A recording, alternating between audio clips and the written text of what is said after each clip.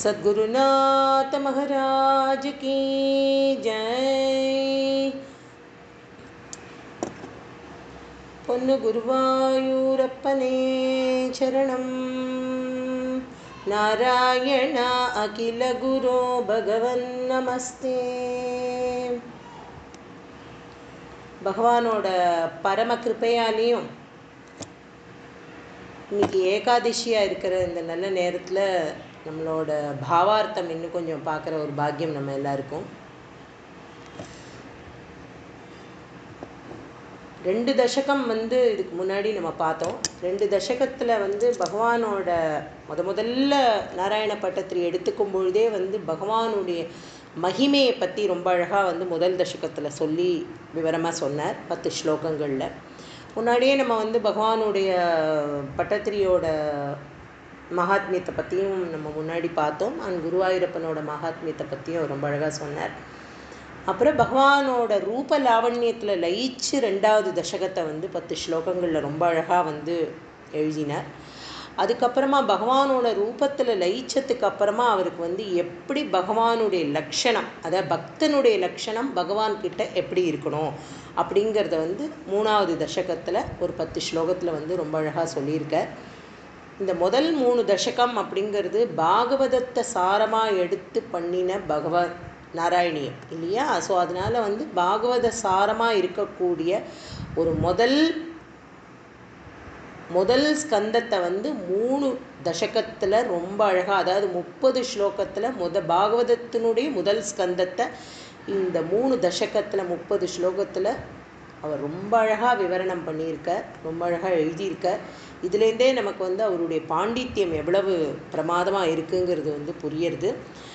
3வது தசகத்தில் பகவான் எப்படி பகவான்கிட்ட ஒரு பக்தன் எப்படி இருக்க முடியும், எப்படி இருக்கான், பகவானை ஸ்மரணம் பண்ணின்னு இருக்கிற பக்தர்கள்லாம் எவ்வளவு நல்ல ஸ்ரேயஸில் இருக்கா அப்படிங்கிறத பற்றியெல்லாம் ரொம்ப அழகாக சொல்கிறார் அவர். இந்த முதல் இதுலேயே அவர் என்ன சொல்ல போகிறார் அப்படின்னா, பட்டந்தோ நாமானி பிரமத பரசிந்தோ நிபதிதாக ஸ்மரந்தோ ரூபம் தே வரத அப்படிங்கிற வரத அப்படின்னு கூப்பிடுறார் பகவானை. ஒரு தசகத்துலேயுமே பகவானை பட்டத்திரி ஒரு நாமா சொல்லி தான் அழைக்கிறார் அவரை. இப்போ வரதன், காஞ்சி வரதனை மனசில் நினச்சிக்கணும் நம்ம. ஏன்னா காஞ்சி வரதராஜ பெருமாள் அவருக்கு பேரே வரத அப்படின்னா வரதஹஸ்தத்தோடு இருக்கக்கூடிய பகவான், நினச்ச மாத்திரத்தில் நினச்சதெல்லாம் தரக்கூடிய சுவாமி அவர். அப்படிப்பட்ட சுவாமி அவரை பற்றின மனசில் நம்ம நினச்சிக்கலாம். ஆனால் சுவாமி குருவாயூரப்பனை வரதா அப்படின்னு கூப்பிடுற. வரதான்னா எல்லா அபிஷ்டங்கள், எல்லா நல்லதுகளையும் தரக்கூடிய பகவானே அப்படின்னு சொல்கிறார். அப்படி சொல்லும் பொழுது அவர் என்ன சொல்கிறார் அப்படின்னா, அகம் தன்யான் மன்யே பரமபூன் அப்படின்னு ஆரம்பிக்கிறார். யாரை அகம் தன்யான் மன்யே, யாரெல்லாம் நான் ரொம்ப அகம், நான் யாரெல்லாம் ரொம்ப சிரேஷ்டமானவர்கள் அப்படின்னு நான் நினச்சிப்பேன் அப்படின்னா, அவள் யார் அப்படின்னா, யாரெல்லாம் எந்த பக்தர்கள்லாம் ரொம்ப பரமபாக்கியமானவர்கள், பரமபாக்கியசாலி, பரம புண்ணியவான்கள், அவள்லாம் யார் அப்படின்னா, யார் ஒருத்தர் பட்டந்தோ நாமானி, எந்த ஒரு பக்தன் பகவான் நாமாவை விடாமல் சொல்லிகிட்டே இருக்கானோ, அவனுடைய பெயர் பாடி புகழ் பாடி எல்லாத்தையும் அவனை பற்றியே பகவத் ஸ்மரணத்திலேயே யார் ஒருத்தர் எப்பவும் இருந்துகிட்டே இருக்கானோ, பட்டந்தோ நாமானி, ஒரு நாமமா 2 நாமமா அவருக்கு 1000 நாமா இருக்குது இல்லையா? ஒரு விஷ்ணு சஹஸ்ரநாம பாராயணம் பண்ணினோம் அப்படின்னா இன்றைக்கி பகவானை 1000 நாமாவால் நம்ம பூஜை பண்ணினோம் அப்படிங்கிறது நமக்கு தெரியறது. அப்படிப்பட்டவரோடதை அவர் யார், அவர் அப்படிப்பட்ட பகவான் அப்படின்னா அவர் ஒரு சர்வவியாபி. நம்ம முதல் தசகத்திலே பார்த்தோம், எத்தனை நாமங்களால் உச்சரித்தாலும் அவரை நம்ம பக்கம் இழுக்க முடியாது. எவ்வளவு உபனிஷத் சாரமாக இருந்தாலும் அந்த பகவானை நம்ம கைக்குள்ளே போட்டுக்க முடியாது. இதுக்கு எல்லாத்துக்கும் எது வேணும் அப்படின்னா, அந்த பகவான்கிட்ட இருக்கக்கூடிய ஈடுபாடு பிரேமையான ஈடுபாடாக இருக்கும். அது ரொம்ப முக்கியம். பக்தி பண்ணுறதுல பிரேம பக்தி மாதிரி ஒரு சுலபம் கிடையாது. ஆனால் அது அத்தனை லகுவும் கிடையாது அப்படிங்கிறா. ஏன்னா பக்தி வந்து முன்னாடியே நான் சொல்லியிருக்கேன் ஒரு தடவை இல்லையா, சுவாமி என்ன வேணால் கொடுத்துடுவார், நம்ம கேட்குறதெல்லாம் கொடுக்குறார். ஆனால் அதே சமயத்தில் பக்தியை மாத்திரம் நம்ம கொடுக்கறத வெயிட் பண்ணுவார். நமக்கு எவ்வளவு ஆசிட் டெஸ்ட் எல்லாம் உண்டோ அத்தனையும் ஆனத்துக்கு அப்புறம் தான் அந்த பக்தி அப்படிங்கிற ஒரு சின்ன ஒரு ரசம், அந்த அமிர்த ரசத்தை நம்மக்கிட்ட துளியூண்டு சொட்டுவார். அப்படிப்பட்ட பக்தி ரசம் நமக்கு துளி உள்ளே வந்திருந்தா நம்ம என்ன பண்ணுவோம் அப்படின்னா அந்த பகவன் நாமாவை சொல்லிகிட்டே இருப்போம். அப்படி சொல்லும் பொழுது அந்த பகவன் நாமாவுக்கு எப்படி ஒரு சிரேஷ்டம் இருக்குது அப்படின்னா, பகவன் நாம போதேந்திராள் வந்து தன்னோட பகவன் நாம ரசோதயம் அப்படிங்கிற ஒரு கிரந்தம் எழுதியிருக்கார். ரொம்ப அருமையான கிரந்தம் அந்த கிரந்தத்தில் அவர் என்ன சொல்கிறார் அப்படின்னா, இந்த 3 லோகங்களில் இருக்கக்கூடிய ஜனங்கள், அதாவது ஜனங்கள்னால் எல்லாரையும் எடுத்துக்கலாம். மேலே இருக்கிற இப்போ இருக்கிற ப்ரெசன்ட் லோகம், பாத்தாள லோகம், மேலோகத்தில் இருக்கக்கூடியவா யார் வேணாலும் வந்து எத்தனை பேர் வேணாலும் இருக்கலாம். எத்தனை பேர் வந்து என்ன அளவுக்கு பாப்பம் பண்ணினாலும் 3 லோகத்தில் இருக்கக்கூடிய பாப்பத்தை நிவர்த்தி பண்ணுறதுக்கு இந்த ராமா அப்படிங்கிற ஒரு நாமமே ஜாஸ்தி அப்படிங்கிற பகவான் நாம ரசோதயத்தில் பகவான் அவ்வளோ அழகாக சொல்கிறார். அப்படிப்பட்ட மலையளவுக்கு பாப்பம் இருக்கலாமா இருக்கும். அதை தான் வந்து துக்காராமும் வந்து தன்னோட அபங்கில் வந்து சொல்கிற, பர்வத பிரமாணே பாத்தக கரணே வஜ்ரலேப ஹோனே அபக்தாசி அப்படிங்கிற ஒரு அபக்தன் வந்து என்ன பண்ணுறான் அப்படின்னா, வஜ்ரம் அளவுக்கு, அதாவது திக்னஸ் ஆஃப் த பாப்பம் வந்து எப்படி இருக்குது அப்படின்னா, அப்படியே ஒட்டச்சு இடித்து என்ன பண்ணினாலும் அந்த பாப்பத்தை பொடி பொடியாக ஆக்க முடியல. என்ன ஆகிடுத்து, அவன் பாப்பம் வளர்ந்து வளர்ந்து வளர்ந்து மலையளவு இருக்குது அப்படிங்கிறான். மலையளவு இருக்கக்கூடிய பாப்பம் அதை வந்து பொசுக்கிறது எது அப்படின்னா வந்து ஒரு நாமம், ஒரே ஒரு பகவான் நாமாவே அதை வந்து அப்படியே ஹரிசி ந பஜத்த தெய்வத்தக, ஹரிசி ஹரிநாமத்தை ஒருத்தன் நிரந்தரமாக சொல்லிகிட்டே இருக்கானோ அவனை போல ஒரு பாக்கியசாலி லோகத்தில் கிடையாது அப்படின்னு வந்து சொல்கிறார். அப்படிப்பட்ட யுதிஷ்டிரரும் நம்மளோட விஷ்ணு சஹஸ்ரநாமத்தில் கேட்குறாரு இல்லையா, கிம் ஜபன் ஜபேன் நித்தியம் அப்படின்னு வந்து தன்னோட கேட்குறாரு. யார் ஒருத்தர் வந்து பகவான் நாமாவை அப்படி ஸ்மரணை பண்ணிகிட்டே இருக்காளோ, அப்படி சாட்சாத்காரமாக பகவானை மாத்திரமே நினச்சிட்டே இருக்காளோ, அவளுக்கு பகவானுடைய பிரத்யக்ஷம் எப்படி இருக்கும் அப்படின்னா, அவள் ஸ்மரண மாத்திரேன, அதை தான் சொல்கிறார் இங்கே வந்து பட்டத்ரி வந்து ஸ்மரந்தோ ரூபம் தே அப்படிங்கிறார். எப்படி ஸ்மரந்தோ ரூபம் தேன்னா எப்படி ஸ்மரணை பண்ணணும் அப்படின்னா, ஒரு பிரகலாத நாட்டம் ஸ்மரணை பண்ணணும். அதாவது அந்த நம்பிக்கை எப்படி இருக்கணும் அப்படின்னா, திருடமான நம்பிக்கையாக இருக்கணும். அந்த திருட நம்பிக்கை இருந்தாலே ஒழிய பகவானுடைய பிராப்தி நமக்கு கிடைக்காது. எப்போ இந்த திருட பக்தி இருக்கோ, பகவான் என்ன பண்ணுறார், ஒரு பெரிய தூணை பிளந்துட்டு ஒரு நரசிம்மராக அவதாரம் பண்ணி சுவாமி வந்து கருணை பண்ண போகிறார். யாருக்கு, பிரகலாத சுவாமிக்கு பண்ண போகிறார். பிரகலாதனுக்கு ஸ்தம்பே கட்டயத்தோ அப்படின்னு பிரிச்சுன்னு வர, அப்படியே எய்தாப்பில் வந்து என்ன காரணம், அவன் சொன்ன அந்த ஒரு நாமா நாராயணா அப்படிங்கிற நாமா, அந்த நாமா எப்படி வந்தது அப்படிங்கிறது பின்னாடி நாரத மகரிஷி மூலமாக நம்ம வந்து தெரிஞ்சுக்க போகிறோம். அது ஒரு குரு மூலமாக அந்த உபதேசம் ஆகலை அப்படின்னு வச்சுப்போம். ஃபார் எக்ஸாம்பிள், இப்போ பிரகலாதனுடைய தாயாருக்கு வந்து நாரத மகரிஷி வந்து குழந்தை கர்ப்பவாசத்தில் இருக்கும் பொழுதே நாராயண ஸ்மிருதி பகவானோட நாமத்தை வந்து சொல்லாமல் விட்டுருந்தார் அப்படின்னா அந்த குழந்தைய வெளியில் வந்தது ஹிரண்யகசிபாய நமஹா அப்படின்னு அப்பாவோட நாமத்தையே பிரசித்தியாக சொல்லியிருக்கும். ஆனால் இந்த இடத்துல என்ன தேவையாக இருந்தது, பகவானுடைய நாமம் அதை தவிர லோக்கத்தில் வேறு ஒன்றுமே இல்லை அப்படிங்கிறத புரிய வைக்கிறதுக்கு ஒரு பிரகலாதனுடைய அவதாரம் அவசியமாக இருந்தது. அந்த பிரகலாத அவதாரத்துக்கு அவனுடைய பிறப்பு அவசியமாக இருந்தது. அந்த பிறப்புனால ஒரு நரசிம்ம அவதாரம் அவசியமாக ஏற்பட்டது. இதெல்லாம் ஒரு பக்தனுடைய பக்திக்கு பகவான் இறங்கி வந்திருக்கார்.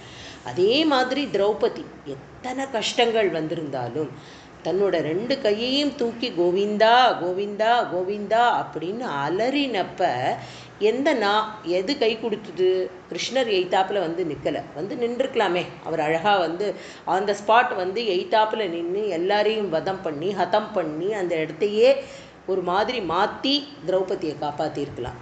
ஆனால் அவ அழைச்ச அந்த கோவிந்த நாம ரூபம்தான் எப்படி வந்தது அப்படின்னா அப்படியே வஸ்திரமாக வருது. அவளுடைய மானத்தை காப்பாற்றக்கூடிய வஸ்திரமாக அந்த நாமம்தான் அந்த இடத்துல வந்துட்டே இருக்குது. இழுக்க இழுக்க துச்சாசன் இழுக்க இழுக்க அது அப்படியே தளர்ந்து போகிற அளவுக்கு வந்துட்டே இருக்கு. அந்த மாதிரி பகவான் நாமா இல்லாமல் லோகத்தில் எதுவுமே இல்லை அப்படிங்கிறத அவர் சொல்கிறார். சரந்தோ ஏ பக்தாஹா त्वयि खलु रमन्ते परममून् अहं धन्यान् मन्ये समधिगत सर्वाभिलषितान् चरन्तो ये भक्ताः. அதாவது யார் ஒருத்தன் இந்த பகவன் நாமாவை மாத்திரமே மனசில் வச்சுண்டு எங்கே பார்த்தாலும் அவனை பற்றியே பேசி அவனுடைய ரூபத்திலேயே தன்னோட மனசை செலுத்தி அந்த தியானத்திலேயே அந்த ஆனந்த சமுத்திரத்தில் அப்படியே மூழ்கி போகிறானோ. ஓகே, பிரமதபர சிந்தவ் அப்படிங்கிறார். பிரமதபர சிந்தவ்னா அந்த சித்பவானந்தத்தில் அப்படியே மூழ்கி அதுலேயே நீந்தின்ண்டே இருக்கானாம். எப்படின்னா நிபத்தித்தா அப்படியே மூழ்கி போய் என்ன பண்ணுறான் அப்படின்னா பகவானுடைய கல்யாண குணங்களை எப்பவும் ஸ்மரிச்சுட்டே இருக்கான். விதமாக கதை கேட்குறான். என்ன கதை கேட்குறான் அப்படின்னா எத்தனை கதை கேட்டாலும் நமக்கு அழுக்கலையே. எவ்வளவு தடவை ராமாயணம் கேட்டாலும் அழுக்கலை, எவ்வளவு தடவை மகாபாரதம் கேட்டாலும் அழுக்கலை, எவ்வளவு தடவை பாகவதத்தை ஸ்மரணை பண்ணி கிருஷ்ண லீலாமிருத்தத்தை கேட்க கேட்க ஆனந்தமாக இருக்குது. நித்தியம் ஒரு ரூபத்தில் கிருஷ்ணர் நம்மக்கிட்ட வரா மாதிரியான ஒரு ஃபீல் நமக்கு கிடைக்கிறது இல்லையா? என்ன காரணம்? அதில் இருக்கிற ரசம், அதில் இருக்கிற ஸ்வாத். அந்த ஸ்வாது நம்மளை என்ன அளவுக்கு ஆக்கர்ஷித்து அந்த பகவான் நம்மள்கிட்ட இழுத்துன்னு போகிறான் அப்படிங்கன்னா சதா ஹரிக்கதையை கேட்டுட்டே இருக்கா. அது எங்களோட குருநாதர் ரொம்ப அழகாக ஒரு பாட்டு சொல்லு, கதை கேளு கதை கேளு சதா ஹரிக்கதை நீ கேளு அப்படின்னு ஒரு பாட்டையே எழுதியிருக்கார். அப்படி விதமாக பகவானுடைய ஹரிக்கதையை கேட்டுட்டே இருக்கணும் அப்படிங்கிற அது ஒன்று தான் நல்ல சத்சங்கத்தை கொடுக்க முடியும். அந்த சத்சங்கம் என்ன பண்ணும் அப்படின்னா பகவான் நாமா ஜபத்தை நம்மக்கிட்ட நிறைய அதிகரிச்சுட்டே இருக்கும். அந்த ஜபம் அதிகரிக்க பக்தனோட நிலைமை என்ன ஆகிடும் அப்படின்னா அதுலேயே ஊறி போயிடுவோம். அதில் ஊறி போய் குணகத்தாக பகவானுடைய கல்யாண குணங்களை சதா சர்வ காலமும் ஸ்மரணை பண்ணிட்டு இருப்பான். அப்படிப்பட்ட ஸ்மரணை பண்ணிட்டு இருக்கிற அவனுக்கு எல்லா அபீஷ்டங்களும் அவனுடைய கஷ்டங்களெல்லாம் நிவர்த்தியாகி அவன் ஆசைப்படுற அத்தனையும் அவனுக்கு கிடைக்கக்கூடிய ஒரு நிலைமையை நீ தரையே ஹே வரதா வரதராஜ பெருமாளே, என்னுடைய குருவாயூரப்பனே, அந்த மாதிரி அகம் தன்யான் மன்யே இவாளெல்லாம் தான் நான் பெரிய புண்ணியசாலி, இவாள்லாம் தான் ரொம்ப பாக்கியமானவர்கள் அப்படின்னு சொல்கிறேன். யார் ஒருத்தர் பகவான் நாம ஜபத்தையும் அவனுடைய தியானத்தையும் அவனுடைய கதைகளையும் நித்தியமாக அனுசந்தானம் பண்ணிகிட்டே இருக்கானோ அவன் பரமபாகியவான் அப்படின்றத முதல் ஸ்லோகத்தில் ரொம்ப அழகாக சொல்கிறார். ரெண்டாவது ஸ்லோகத்தில் என்ன சொல்கிறார் அப்படின்னா கத கிளிஷ்டம் கஷ்டம் தவ சரண சேவா ரசபரேபி அநாசக்தம் சித்தம் பவதி பத விஷ்ணோ குருதயா. அதாவது எத்தனை தடவை கேட்டாலும் பகவானுடைய அழுக்காத இந்த கதைகள், பகவானுடைய கதைகள் எவ்வளவு தடவை இருந்தாலும் ஆனாலும் பகவான் ஒரு ஏகாந்தமாக ஒரு ஜபம், ஏகாந்தமாக ஒரு நாமம் சொல்கிறதுல ரொம்ப ஆனந்தம் இருக்குது அப்படின்னு நம்ம எல்லாரும் நினச்சிக்கிறோம். பட்டத்திரி அழகாக சொல்கிறார். என்ன சொல்கிறார்? ஆனானப்பட்ட பட்டத்திரியே அப்படின்னு நினைக்கிறேன். எப்படின்னா ஏகாந்தமாக ஜபம் பண்ணணும்னு உட்காந்துக்கிறேன். அந்த காலத்தில் நம்ம யோசித்து பார்க்கணும். பட்டத்திரி இருந்த காலத்தில் குருவாயூர் க்ஷேத்திரம் எப்படி இருந்திருக்கும் அப்படின்னா யாருமே இருந்திருக்க மாட்டா. ஒரு நம்பூதிரிக்கார்த்தால் பூஜை பண்ணிவிட்டு சுவாமிக்கு அபிஷேகம் பண்ணி அலங்காரம் பண்ணி எத்கிஞ்சத்து ஏதோ சொல்ப பாகவதர்கள் யாராவது 2 பேர் பகவத் ஸ்மரணம் பண்ணிட்டு இருப்பா, பாகவத கதை சொல்லிட்டு இருந்திருப்பாளாக இருக்கும். அதை தவிர இந்த மாதிரி அலமோதுற கூட்டமோ வெளியில் இவ்வளோ கம்பி போட்டு எல்லாரையும் பேட்சாக அனுப்புகிற கூட்டமெல்லாம் அப்போ இல்லை. அப்போ பகவானும் ஏகாந்தமாக இருந்தான், பக்தர்களும் ஏகாந்தமாக இருந்தா. அப்படி இருக்கும் பொழுது என்ன ஆச்சு அப்படின்னா பகவான்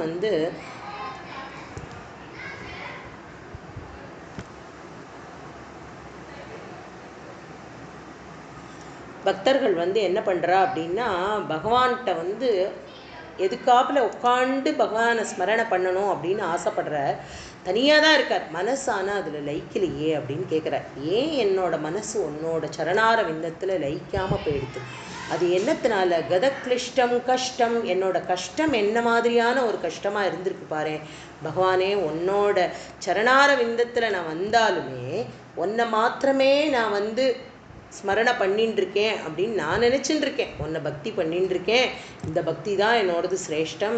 ஏகாந்தமாக உட்காந்து நான் நாமஜபம் பண்ணுறேன், உன்னையே நினச்சிட்டுருக்கேன் அப்படின்னு நினச்சிக்கிறேனே. ஆனாலும் என் மனசில் இருக்கிற கஷ்டம், கிளேஷம், சந்தேகம், சஞ்சலம் இதெல்லாம் எதனால் எனக்கு வருது?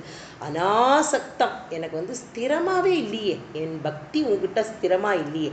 அப்படி பண்ண உன்னோட பகவான் உன்னோட திருவடியை தாப்பில் நான் பார்க்குறேனே.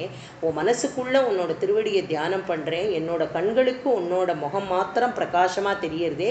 அப்படிப்பட்ட முகம் தெரியக்கூடிய அதிலேயே லயிச்சாலும் என் புத்தி பேதலிச்சுட்டே இருக்கே. என்ன கிருஷ்ணா இதெல்லாம் எதனால் எனக்கு இப்படி நடக்கிறது அப்படின்னா, அகம் காயம் காயம்ங்கிற, அதாவது என்னென்னா என்னோட உடம்புல இருக்கக்கூடிய கஷ்டம், வலி. இந்த வலி என்ன ஆறுது அப்படின்னா உடம்பு. இந்த உடம்போட வலியாவது ஒரு விதத்தில் குணப்படுத்திடலாம், ஏதோ பகவானுடைய கிருப்பா இருந்து இதெல்லாம் சரியாக. ஆனால் பவரோகம் அப்படிங்கிற ஒரு மனசில் இருக்கக்கூடிய ஒரு வலி இருக்குது பாருங்கள். திருப்பி திருப்பி இந்த பிறப்பும் இறப்பும் இதையே நம்ம யோஜனை பண்ணிட்டு இருக்கிற அந்த ஒரு கஷ்டம், இதெல்லாம் எங்கே போகும் அப்படின்னு எனக்கு தெரியலையே. அதனால் நீ என்ன பண்ணணும் பகவானே? என்னோட எல்லா கஷ்டத்தையும் போக்கக்கூடிய ஒரே ஒருத்தன் நீயா மாத்திரம்தான் இருக்க முடியும். நீ ஒருத்தன்தான் என்னுடைய எல்லா கஷ்டத்தையும் போக்க முடியும். அப்படி போக்குற பட்சத்தில் நான் உன்னையே ஸ்மரணம் பண்ணிட்டு இருக்கிற பாக்கியத்தை எனக்கு கொடுக்கணும் அப்படின்னு சொல்லி பகவான்கிட்ட வேண்டிக்கிறார். அப்போ அவர் என்ன சொல்கிறார்? எங்கேயாவது தனியான ஒரு இடத்துக்கு என்ன அழைச்சின்னு போயிடு அப்படிங்கிறார்.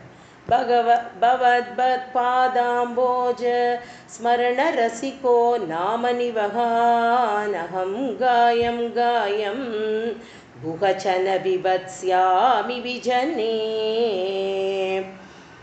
அதாவது என்ன சொல்கிறார் அப்படின்னா, உன்னோட கமல பாதம் அதுலேயே சதா சர்வ காலமும் என்னோட மனசு மக்னமாகணும்னா அப்படியே ஊறி போயிடணும், அதுலேயே லயிக்கணும். அப்படிப்பட்ட இடத்துல பட்டத்திரி அவரே அப்படி சொல்கிறார் அப்படின்னா நம்மெல்லாம் ஏமாத்திரம் இல்லையா? அப்படி இருக்கிற நமக்கு பகவானுடைய பக்தி எப்படியெல்லாம் பிராப்தி ஆகணும் அப்படிங்கிறது தான் நம்ம நினச்சிக்கணும். பகவானுடைய பக்தனுக்கு பக்தி எவ்வளவு பிராப்தியாகிறதோ அவ்வளவுக்கு அவ்வளவு அவன் பகவான்கிட்ட சேர்றதுக்கு சீக்கிரமாக போக முடியும். உன்னை நான் பூஜை பண்ணுறேன் இப்படி பட்டத்திரி சொல்கிறார். அப்படி சொல்கிறச்ச காயம் காயம் சகலசா நேரத்திலும் உன்னுடைய நாமாவையே நான் பாடிண்டே இருக்கக்கூடிய பக்தியை எனக்கு கொடுப்பா அப்படின்னு வேண்டிக்கிறார். ஏக காலத்தில், அதாவது ஏகாந்தமாக என்னை எங்கேயாவது அழைச்சின்னு போயிட மாட்டியா அப்படின்னு வருத்தமாக கேட்குறார் சுவாமிகிட்ட. ஏன்னா அவருடைய உடம்பு அந்த அளவுக்கு ரணமாக இருக்குது. அதனுடைய வலியும் வேதனையும் மனசுக்கும் இருக்குது. அவர் சொல்கிறார், உடம்பு வலி கூட எனக்கு சரியாக போயிடும் போல இருக்கே பகவானே, என்னோட மனசில் இருக்கிற ரோகத்தையும் சேர்த்து போக்கிடு. ஏன்னா ஆரம்பத்திலேயே நான் சொன்னேன், பகவான் பட்டத்திரி இந்த நாராயணியம் எழுதியிருக்கிறது தன்னுடைய ரோகத்தை முதல் படியாக வச்சு யாரை நமஸ்காரம் பண்ணுறார் அப்படின்னா தன்னுடைய ரோகத்துக்கு நமஸ்காரம் பண்ணுறார். தன்னுடைய ரோகம்தான் தன்னை இந்த மாதிரியாக பகவான்கிட்ட கொண்டு விட்டுது. ஆனால் தன்னுடைய உடம்புல வந்திருக்கிற ரோகத்துக்கு மாத்திரம் நாராயணியம் எழுதலை. தன்னுடைய பவரோகம், இந்த பிறப்பில் நமக்கு இருக்கக்கூடிய சகல மனசோட ரோகத்தையும் பகவான் எடுத்துடணும் அப்படின்னு வேண்டின்னு தான் இந்த பவரோகத்திலேருந்து நம்ம வெளியில் போயிடணும். அப்படிங்கிறதுனால தான் பாகவதத்தை சாரமாக வச்சுண்டு பகவான் மேலே இப்படி பாடியிருக்க. இதை தன்னுடைய 2வது ஸ்லோகத்தில் சொல்கிற, ஜனசஞ்சாரமே இல்லாத ஒரு இடத்துல என்னை கொண்டு போயிடுப்பா கிருஷ்ணா, அந்த இடத்துல இருந்து நான் உன்னோட நாமாவை சொல்லிகிட்டே இருக்கணும், சொல்லிண்டு அதிலேயே நான் வாழணும் அப்படின்னு ஆசைப்படுற. அப்படிப்பட்ட நாமா சொல்கிறது என்ன மாதிரியான பாக்கியங்களை நமக்கு கொடுக்கும் அப்படிங்கிறத 3வது ஸ்லோகத்தில் ரொம்ப அழகாக சொல்கிறார். ஹே குருவாயூரப்பா, கிருபாதே ஜாதா சேத் கிமிக நஹி லப்யம் தனுபிருதா மதீய க்லேஷௌக பிரஷமனதஷா நாம கியதி ந கே லோகேஸ்மின் ந நிஷமயி சோகாபி ரஹிதாः பவத்புக்பக்தா முக்தா சுககதிம் அசக்தா விதததே. அவர் என்ன சொல்றார் அப்படின்னா, குருவாயூரப்பா லோகத்தில் இருக்கிற எல்லா பிராணிகள் எல்லாருக்கும் உன்னோட கிருபா வந்துருத்துன்னா அவளால் அடைய முடியாத விஷயம் லோகத்தில் என்னவா இருக்கும் அப்படின்னு கேட்குற. ஒன்றுமே இல்லையே, பகவானோட கிருபா கிடச்சிடுத்து அப்படின்னா நம்ம எப்போ வேணால் என்ன வேணால் நடக்கும் இல்லையா? ஸோ ஆனால் நம்ம என்ன பண்ணுறோம், சாதாரண மனுஷாலாக இருக்கிறவாளுக்கு ஒரு தோணல் தோன்றுறது, இவ்வளோ பூஜை பண்ணுறோம், இத்தனை பக்தி பண்ணுறோம், இவ்வளோ நாமாஸ் சொல்கிறோம், கவுண்ட்லெஸ் நாமாஸ். இப்போல்லாம் எல்லாம் அவாவா ஒரு நாமா சாண்டிங்கோட ஒரு கவுண்டிங் வச்சுட்டு இருக்கோம். அதாவது சதா சர்வ காலமும் பகவானுடைய சிந்தனையில் இருக்கிறவாளுக்கு அது கவுண்ட்லெஸ் இல்லையா? அந்த நாமா கவுண்ட் பண்ணுறதுக்கு முதல்ல அந்த நாமாவை நம்ம வாயில் சொல்ல வைக்கிறதுக்கே பகவான் எப்படிப்பட்ட ஒரு இடத்துல நம்மளை வச்சுருக்காரு அப்படிங்கிறத நம்ம நினைக்கணும். ஏன்னா அவ்வளோ சுலபம் இல்லை, பகவான் நாமா நம்ம வாயில் வருதுங்கிறது சுலபம் இல்லை. அதாவது வர ஒரு நாமாவும் எவ்வளோ ஸ்ட்ரென்த்ஃபுல்லாக வரணுங்கிறது தான் ரொம்ப இம்பார்ட்டண்ட் இல்லையா? நானும் ஜபம் பண்ணுறேன், நான் உட்காந்து எவ்வளவோ 1008 காயத்ரி பண்ணுவேன், மனசு பூரா எங்கேயே இருக்கும், ஆனால் என்னால் முடியலையே அப்படின்னு நம்ம நினைக்கிறோம். Practice makes a perfect man. முதல்ல காமியார்த்தமாக நாமா சொல்லுன்னு தான் எங்களோட குருநாதர் ரொம்ப அழகாக சொல்லுவார். நாமா சொல்ல சொல்ல என்ன ஆகும்னு அதை பின்னாடி சொல்ல போகிறார் நம்மளோட பட்டத்திரி. அடுத்த 2-3 ஸ்லோகத்தில் அதை சொல்ல போகிறார், அந்த நாமா எப்படி ருச்சியை கொடுக்க போகிறது அப்படின்னு. அந்த நாம ருச்சி என்ன ஆகிடும் அப்படின்னா, நம்மளையே அறியாமல் அதை சொல்ல சொல்ல சொல்ல அது நம்மளுடைய கடமையாக ஆகிடும். இப்போ என்ன ஆகிடுறது, இப்போ பகவானை பிரார்த்தனை பண்ணுறதோ, பகவான்கிட்ட நம்ம முறையிடுறதோ, பகவானை நம்ம பூஜை பண்ணுறதோ, இதெல்லாம் நம்மளுடைய நித்திய கர்மாவில் ஒரு விஷயமாக ஆகிடுறது இல்லையா? இப்போ நம்ம பகவானை கேள்வி கேட்க முடியுமா? நான் நேற்றுக்கு 10 தடவை நாராயணியத்தோட 3வது சாப்டரை ப்ராக்டிஸ் பண்ணினேனேப்பா, உன்னோட கிருபா கட்டாட்சம் என் கண்ணுக்கு தெரியவே இல்லையே, இவ்வளோ ஒரு பெரிய கெலாமிட்டியில் இப்போ நம்மெல்லாம் மாட்டின்னு இருக்கோம், இப்போ இதுக்கு என்ன நமக்கு ஒரு பெரிய கிருபா கட்டாட்சம் கிடைக்க போகிறது அப்படிங்கிறதெல்லாம் நம்ம யோசித்து பகவானை பிரார்த்தனை பண்ணி பண்ணுறோம். ஆனால் பகவானை நம்ம கேள்வி கேட்க முடியாது. ஏன்னா பகவானுக்கு ஒரு க்ஷணம் போகிறோம் இல்லையா? இப்படி ஒரு நொடி, இப்படி தட்டுற நேரம் போரும் சுவாமிக்கு எதை எப்படி திருப்பி மாற்றணும் அப்படிங்கிறது அவன் பார்த்துட்டே இருக்கான் நம்ம எல்லாரோட. அதாவது ரொம்ப அழகாக நம்மளோட குருநாதர் ரொம்ப அழகாக சொல்லுவார். அதாவது நம்ம நினச்சின்னு இருக்கோம் நம்ம பண்ணுறதெல்லாம் பக்தி அப்படின்னு இல்லையா? பகவான் ஒருத்தன் தான், அவன் தானே, அவனுக்கு தானே பக்தி பண்ணிகிட்டே இருக்கோம். நம்ம சொல்லிகிட்டு இருக்கோம், லலிதா சஹஸ்ரநாமம் பாராயணம் பண்ணுறோம், விஷ்ணு சஹஸ்ரநாமம் பாராயணம் பண்ணுறோம், இவ்வளோ பூஜை பண்ணுறோம், இத்தனை அழகாக நான் பக்தி பண்ணுறேன் அப்படின்னு நாம நினச்சிட்டு இருக்கோம். ஆனால் பகவான் ச ஏக்கக, அவன் பார்த்துட்டே இருக்கான். எங்கேருந்து பார்த்துட்டு இருக்கான்? அத்தனை அவதாரத்துலேயும் பக்தி பண்ணுறவாளை அவன் பார்த்துருக்கான் இல்லையா? இப்போ கலியில் நம்ம பக்தி பண்ணிகிட்டு இருக்கோம், அப்படியே வச்சுப்போம். பகவான் யாரெல்லாம் பார்த்துருக்கான் அப்படின்னா, சாக்ஷாத் பிரகலாதனை பார்த்துருக்கான், சாக்ஷாத் துருவனை பார்த்துருக்கான், சாக்ஷாத் ஜடபரதரை பார்த்துருக்கார். இப்படி பக்தி பக்தி பக்தி அவளெல்லாம் விடுங்கோ, அதெல்லாம் மாதிரி யுகங்களில் நடந்ததுன்னு சொல்லலாம். அதெல்லாம் போக கலியில் நாம ஜபம் பண்ணி பண்ணி பண்ணி எவ்வளோ பேரை, ஒரு ஞானேஸ்வர் மகாராஜை பார்த்துருக்கார், ஒரு நாமதேவரை பார்த்துருக்கார், ஒரு சக்குபாய் பார்த்துருக்கார், ஒரு கான்ஹோபாத்ராவை பார்த்துருக்கார். இப்படி சகலமான பேரையும் அவர் பார்த்துட்டே இருக்கார். பகவத் ஸ்மரணத்தில் பார்க்க பார்க்க பார்க்க பகவான் எவ்வளோ பேரை பார்க்குறார் இல்லையா? அப்படி பார்க்கும் பொழுது அவருக்கு எவ்வளோ சந்தோஷமாக இருக்கும். அப்போ அவர் ஜட்ஜி பண்ண மாட்டாரா? அவளோட பக்திக்கு முன்னாடி நம்மளோட பக்தி எங்கே இருக்குது அப்படிங்கிறத நம்ம பார்க்கும்பொழுது தான் நமக்கு தெரியுது. ஒரு கோரா கும்பர் தன்னோட குழந்தை இறந்து போனது கூட தெரிய முடியாத அளவுக்கு நாமால லயிச்சிருக்கார் அப்படின்னா அவர் பகவான்கிட்ட எவ்வளவு சமீபமாக இருக்காருன்னு புரிஞ்சுக்கணும் இல்லையா? அப்படி கோரா கும்பர் மாதிரி ஒரு பக்தனை பார்த்துட்டு ஒரு நிர்மலா மாதிரி ஒருத்தர் ஒரு பக்தியை பார்க்கணும் அப்படின்னா அவருடைய ஜட்ஜ்மெண்ட் தெரியும் அவருக்கு. இன்னும் எவ்வளவு காலம் நம்ம பக்தி பண்ணணும், எப்படி பக்தி பண்ணணும் அப்படிங்கிறது அதில் முக்கியம் இல்லையா? பக்தி அப்படிங்கிறது சுவாமி போடுற பிச்சை அது கிடைச்சதுக்கு அப்புறமா அதை வந்து லூஸ் பண்ணிடவே கூடாது. அதை அப்படியே கெட்டியமாக பிடிச்சிட்டு அதுலேயே நம்மளோட மனசை திரும்ப திரும்ப திரும்ப திரும்ப அதில் லைக்க பண்ண வேண்டியது நம்மளுடைய கடமை அப்படிங்கிறார். அந்த ஒரு கடமையாக இருக்கக்கூடிய ஒரு பக்திக்கு எதிர்பார்ப்பேன்னு எப்படி பகவான்கிட்ட நான் கேட்க முடியும்? கேட்க முடியாதே, கேட்கவும் கூடாது. மதிய கிளேஷோக திரௌபதி எப்படி சொல்கிறாளோ அந்த மாதிரி ஒவ்வொருத்தரும் எத்தனை பக்தர்கள் வந்திருந்தாலும் அவள் எல்லாரும் எப்படி பக்தி பண்ணினா அப்படின்னா அந்த பகவத் கிருப்பையால் சகலமும் கிடைக்குமே. நாங்கள் எதிர்பார்க்காததெல்லாம் தரக்கூடிய பகவத் கிருப்பை உனக்கிட்ட இருக்குது பகவானே, நீ எல்லாம் தந்துடுவ அப்படின்னு சொல்கிற. அதனால எங்களோட அத்தனை துக்கமும் போயிடுமே, எனக்கிட்ட என்ன ஒரு துக்கம் இருக்காதே, ஒரு கஷ்டம் இருக்காதே. ஷோகாபி ரஹிதாக, இது எல்லாத்தையும் எங்ககிட்டேந்து எடுக்கக்கூடிய துக்கமற்றவர்களாக இருப்போம். எப்படின்னா ஜீவன் முக்தர்களாகவும் இருப்போம். அதாவது பெரிய பெரிய மகான்கள் ரிஷி முனி இவாள்லாம் வந்து யோகம் யாகம் இதிலெல்லாம் பக்தி பண்ணினவாளெல்லாம் ஜீவன் முக்தர்களாக வச்சிருக்கியே, அதே மாதிரி யதார்த்த பக்தி பண்ணுற பக்தர்களுக்கெல்லாம் என்னென்ன கொடுக்கணுமோ அத்தனையும் உன்னுடைய கிருப்பையால் தந்துடுறியே கிருஷ்ணா. அப்படிப்பட்ட பகவான் உனக்கிட்ட நான் வந்து வேறு என்னத்தை கேட்க முடியும்? நான் வந்து எதுவுமே கேட்கக்கூடாது அப்படிங்கிற.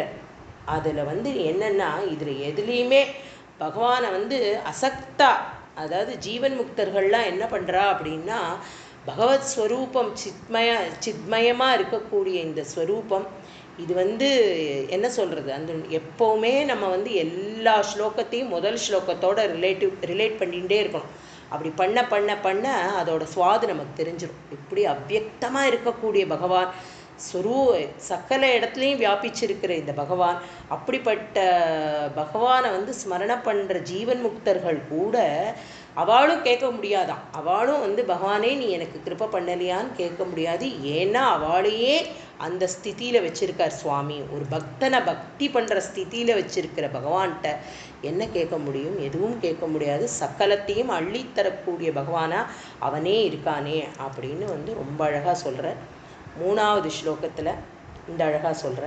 4வது ஸ்லோகம், முனி பிரௌடாரூடாஹ ஜகதி கலு கூடாத்மகதயோ பவத்பாதாம்போஜ ஸ்மரண விருஜா நாரதமுகா சரந்தீஷஸ்வைரம் சதத பரிநிர்பாத பரச்சேத் பரா சதானந்தாத்வைத பிரசர பரிமக்னா கிமபரம்.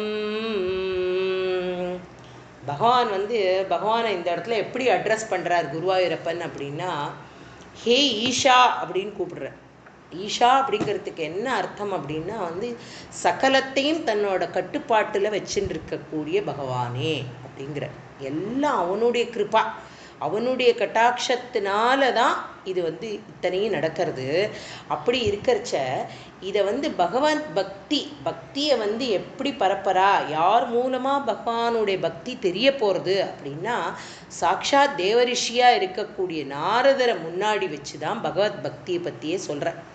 அவரை போல ஒரு பரம பாகவதரை பார்க்கவே முடியாது. நாரத மகரிஷி மாதிரி ஒரு பரம பாகவதர் இல்லைன்னா இன்றைக்கி ஒரு பிரகலாத சரித்திரமே கிடச்சிருக்காது நமக்கு.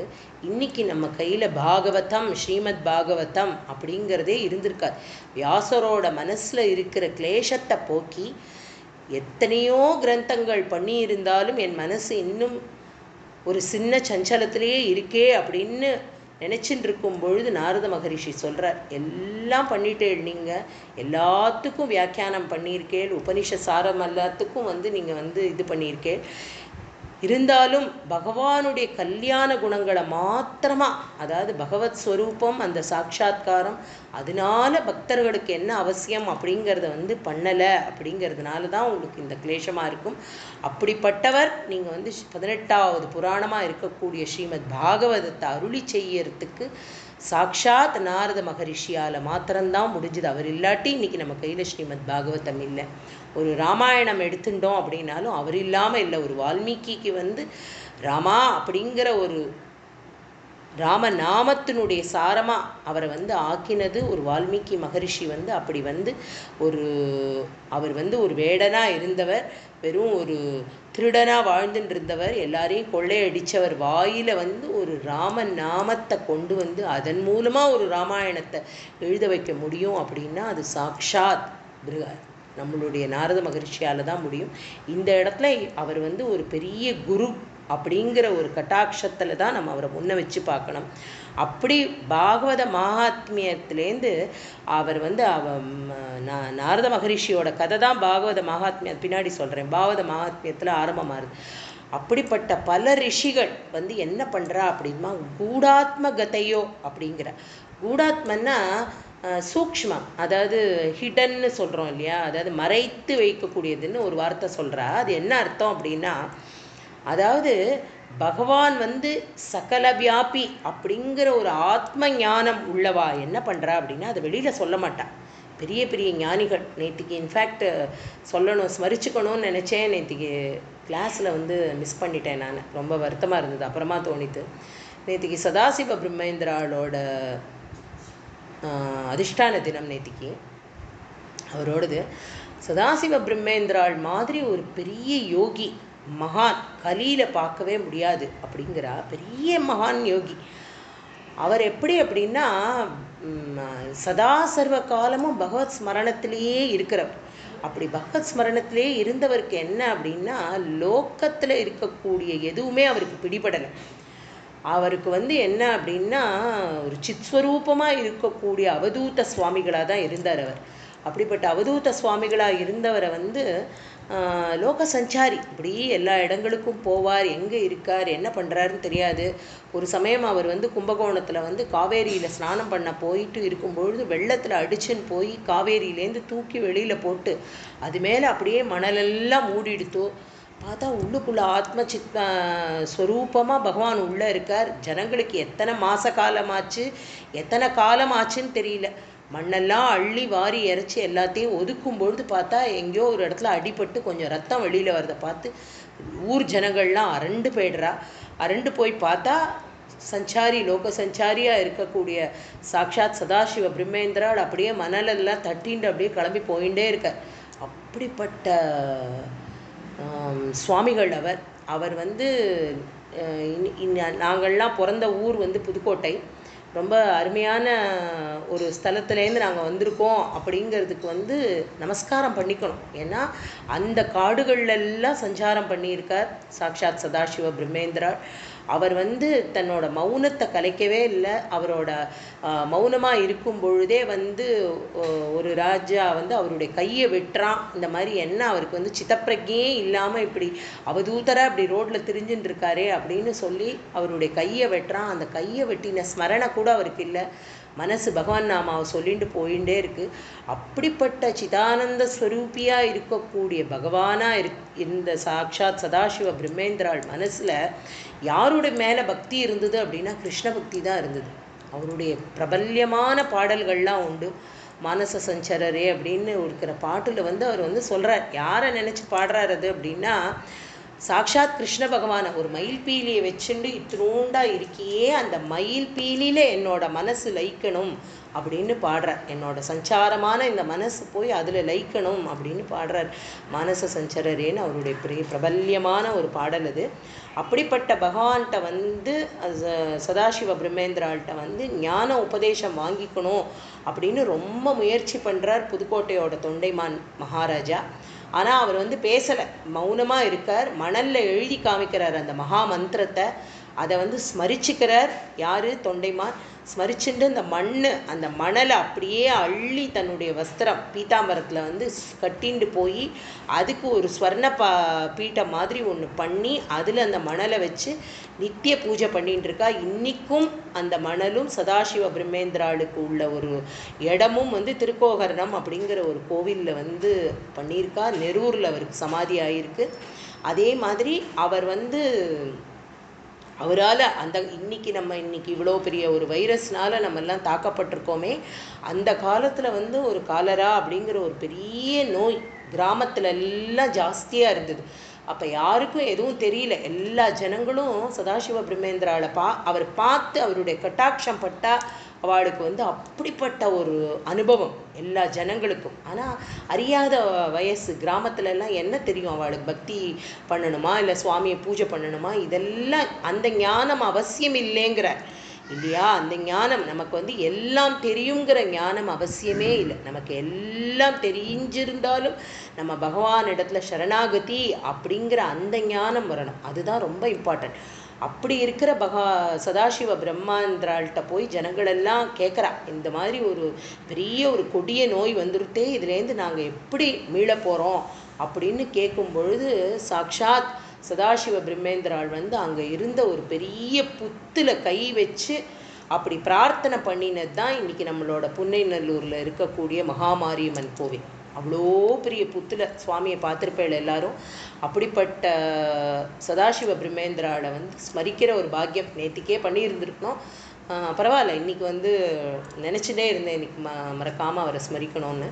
அப்படிப்பட்ட மகான்களுடைய ஸ்மரணை ரொம்ப முக்கியம் நமக்கு. அதாவது பக்தி பண்ணினவா இவாள்லாம் ரொம்ப அழகாக அன்றைக்கே சொன்னேன் நான் இல்லையா? நம்மளுடைய ரமண மகரிஷி வந்து சொல்கிற, பக்தி பண்ணினவா வந்து எழுதலை, இவாள்லாம் வந்து அந்த அனுபவத்தை தான் வந்து வெளியில் எழுதியிருக்கா இல்லையா?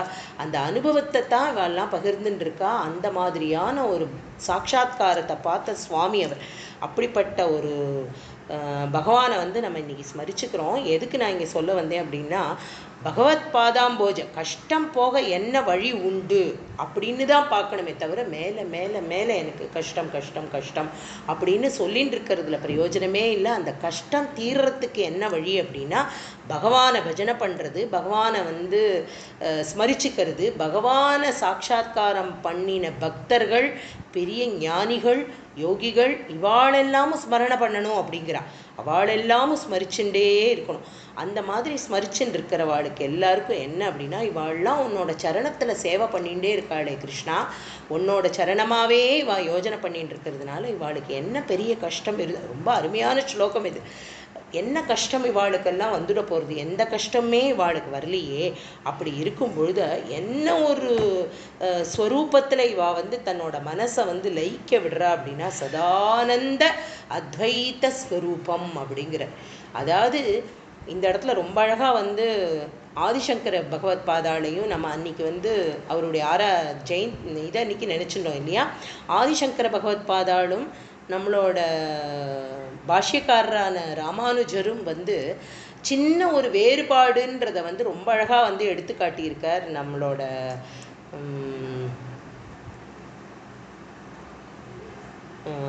பாலாஜி அண்ணா வந்து ரொம்ப அழகாக சொன்னார். இது இந்த நம்மளோட நாராயணியம் பிரவச்சன்லேயே இது வந்து சொல்லியிருக்கார். எப்படி சொல்கிறார் அப்படின்னா, பகவான் ஆதிசங்கர பகவத் பாதாள் வந்து அத்வைத்தத்தை சித்தாந்தத்தை வந்து நிலைநாட்டுறதுக்காக வந்த அவதாரம் இல்லையா? அவதார புருஷர், எல்லாருமே அவதாரம். அவர் என்ன சொல்கிறார்? சயேக பிரம்ம சத்தியம், இது ஒன்று தான் பிரம்மம், ரெண்டு விஷயமா இல்லை, எல்லாம் ஏக்கம். கிருஷ்ணர் தான் எல்லாம், சக்கலமும் பகவான் தான், பகவானே தான் எல்லாம் அப்படின்னு சக்கல ஜீவராசிகள்லேருந்து எது எடுத்தாலும் அதில் பகவான் தான் இருக்கார் அப்படிங்கிற ஒரு ஏக தத்துவத்தை அத்வைத்தம் அப்படிங்கிறத வந்து ரொம்ப அழகாக ஆதிசங்கர பகவத் பாதால் சொல்லியிருக்கார். ஏன்னா இதை இன்டெப்த்தாக தெரிஞ்சுக்கக்கூடிய ஞானத்தையும் அந்த பகவான் தான் நமக்கெல்லாம் கொடுக்கணும். ஏன்னா அந்த அளவுக்கு நமக்கு அறிவுபூர்வமாக சிந்திக்கிறோமே தவிர பக்தி பூர்வமாக இதை சிந்திக்கிறோமாங்கிறது நமக்கு தெரியல.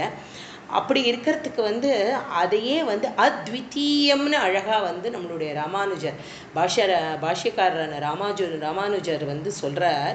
என்ன சொல்கிறார் அப்படின்னா, அதாவது பகவான் மாத்திரம்தான் ஒன்று அப்படின்னு சொன்னோம் இல்லையா? ஆமாம், பகவான் மாத்திரம்தான் ஒன்று ஏக்கம் அப்படின்னா அவனுக்குள்ளே என்னெல்லாம் இருக்குது அப்படின்னா, இந்த எத்தனை 7 லோகம் இருக்குது, பஞ்சபூதம் இருக்குது, இதில் பண்ணியிருக்கிற அத்தனை சிருஷ்டி இருக்குது, அத்தனை மாயை இருக்குது, சக்கலமும் ஒன்னொன்னும் பண்ணின சிருஷ்டி பண்ணின அப்படிப்பட்ட ஒரு மகாபிரபுவாக இருக்கக்கூடிய பகவானை தவிர வேற இன்னொன்று இல்லை, அத்விதீய அப்படின்னு ரொம்ப அழகாக அவர் பாஷ்யம் பண்ணுற. அத்வைத்தத்துக்கு அத்விதீயம், இது போன்று வேறொன்றும் இல்லை அப்படின்னு சொல்கிறார். அப்போ த்விதீயமாக ரெண்டு இல்லை, எல்லாமே ஒன்று தான். அந்த ஒன்றுக்குள்ளே யாராக இருக்கார் அப்படின்னா அந்த சுவாமியாக தான் இருக்கார். சாக்ஷாத் பகவத் ஸ்வரூபமாக இருக்கக்கூடிய பகவானை தவிர அப்படிப்பட்ட குருவாயூரப்பா உன்னுடைய அத்வைதானந்த பிரசர பரிமக்ன அப்படின்னா அதில் அப்படியே ரசித்து உள்ளேயே போயிடுறாளே, அப்படிப்பட்ட ஒரு அத்வைத்த ஸ்வரூபமாக இருக்கக்கூடிய பகவான் இந்த மாதிரி எல்லாம் இந்த பகவான் பண்ணினது தானே இந்த சொத்துன்னா நம்மளை சுற்றி இருக்கிற அத்தனை சகலமானது, இந்த வீடு வாசல் மலை மடு ஜலம் தண்ணி கடல் என்ன பிரபஞ்சமே பகவானுடைய சொத்து. இதை பகவானும் இந்த பகவானுடைய சொத்தை வச்சுருக்கிற இந்த பகவானை தவிர வேற ஒரு பகவான் இல்லை அப்படிங்கிறத ரொம்ப அழகாக ராமானுஜா ஆச்சாரியால் ரொம்ப அழகாக சொல்கிறார். இப்படி எல்லா சொத்தும் உன்னை தவிர பகவானே வேறு எதுவுமே இல்லையேப்பா கிருஷ்ணா. அதனால் நீ இல்லாமல் கிமபரம் ஒன்னை பஜிக்காமல் பரிமக்ன உன்னுடைய ஸ்வரூபத்திலையும் உன்னுடைய ஆத்ம அனுபவத்தை அடையிற அந்த ஆத்ம ஞானத்திலையும் எங்களை நான் அப்படியே உள்ள செலுத்தி காட்டி சஞ்சாரம் பண்ணிகிட்டே இல்லாமல் இருக்கிறத தவிர வேறு என்ன இருக்குது? அவர்களுக்கு இதை காட்டிலும் வேற ஒரு விஷயம் உண்டா? அதாவது பக்தர்களுக்கு இந்த இடத்துல யாரை சொல்கிறார் அப்படின்னா பக்தர்கள். அந்த பக்தர்களாக இருக்கிறவா யாரா வேணாலும் இருக்கலாம் இல்லையா? சாக்ஷாத் முக்தர்களாக இருக்கலாம், ஜீவன் முக்தர்களாக இருக்கலாம், ஒரு சாதாரண பாமரனாக இருக்கலாம். இன்றைக்கும் நம்மளால் யாரையாவது நம்மளால் ஒரு நிமிஷம் வெறுக்கிறதுன்ற வார்த்தை சொல்லக்கூடாது. அதாவது ஒரு துவேஷமாவோ இல்லை ஒரு துச்சமாவோ பார்க்கக்கூடிய பாவம் நமக்கு வராது. ஏன்னா பிரத்யக்ஷமாக பாண்டுரங்கன் இறங்கி வந்திருக்கார். ஒவ்வொருத்தருடைய பகவத் இதில் பக்த விஜயத்தோட கதைகளில் ஒரு சேனாநாவிதரை நம்ம எடுத்துட்டோம் அப்படின்னா இன்றைக்கி யாருக்காவது ஒரு நம்மளுடைய கேஷங்களை அழகுபடுத்தக்கூடிய ஒரு பார்பர் அவளை யாராவது இப்போ துச்சமாக நம்மளால் நினைக்க முடியுமா? இப்போ யாராவது அந்த மாதிரியான கதைகளை கேட்டதுக்கு அப்புறமா அது கதை இல்லை, அதெல்லாம் சத்தியமானம். அது சத்தியஸ்வரூபம் சத்திய பிரமாணமாக இருந்தது தான்.